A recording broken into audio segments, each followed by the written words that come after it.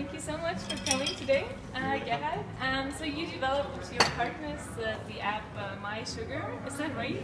Yes. Alright, so would you like to tell us something about it? When did you start? What was the trigger for you to say that you developed this app? Or what was the reason for it as well?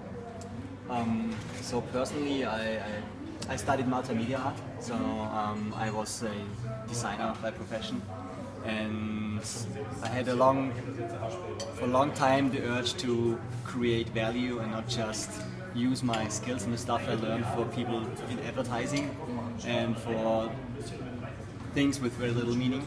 So I started a couple of enterprises before I started mySugr, and the main reason why we did mySugr was that my co-founders live with type 1 diabetes, and it was at the time a short time after the App Store started, so in the year 2009, that we thought, this smartphone thing, like back then nobody knew exactly what it was, could carry a lot of potential to solve the problems they have with type 1 diabetes. And the interesting thing was that back then it was research work pretty much. Nobody knew how to develop for a mobile computer. Nobody knew how exactly an interface works, how to use your fingers to work and interact with the computer. And I found both aspects interesting. So solving real problems and creating real value for people, and having the research part as a designer. Do you have it in different languages? Yes, yeah? We have it about 20 different languages. Wow. I don't know the exact number.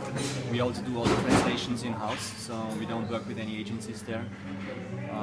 Which is also one thing we learned is when the context is so specific, so I'd say there's so many subtleties that there is not a lot of things you can outsource to any kind of agency. We cover everything in-house, from development, design, translation, marketing, sales, everything.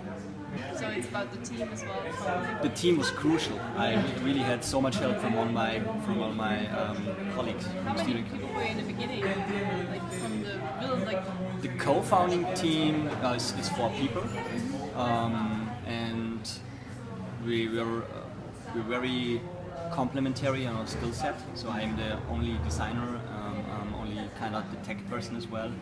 We had one my other co-founder is a business guy, the other one is the one who's the diabetes expert, and the other one is for all the medical, regulatory, legal stuff. And so that's how we started. good mix, yeah. Yeah, that was essential, I'd say. So. But the FH, I worked a lot with my former colleagues, because when you start something, I learned is nobody actually want to work with you because they don't know if it's a long-term thing, they don't know if this really makes sense, then if it's really new, then for too many people it's weird. Today it's not weird to anybody anymore to develop an app. Yeah, but it was in 2010, and my colleagues, we had a lot of mutual trust, and that was essential. I got a lot of help there. Or any tips or suggestions you could give young entrepreneurs, or the most essential things? Any tips? Well, the most important thing is, I think, almost obviously, just get started, just do it. And to me, the second most important learning was that you have to earn your co-founders. So many startups need a technical co-founder, for example, which is hard to get.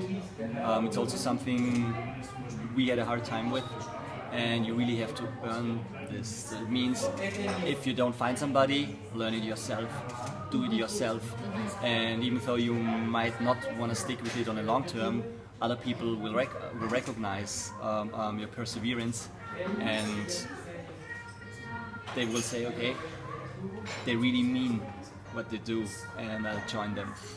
And I think that was crucial. We really earned our co-founders and our first employees, and they are still with us today. And that's probably also one of the most intense things that you have to do. You really dive into a thing that you haven't done before at all. Like, I studied multimedia arts. I I didn't have a clue about programming and technical architecture, but I probably spent a year just diving into this topic. Today, since we have professionals for all this, most of that stuff I've already forgotten, but back then it was important. Sounds like a lot of work. It is, but it's fun. It's fun as well. Ja. Okay, Für die Dankeschön. Bitte.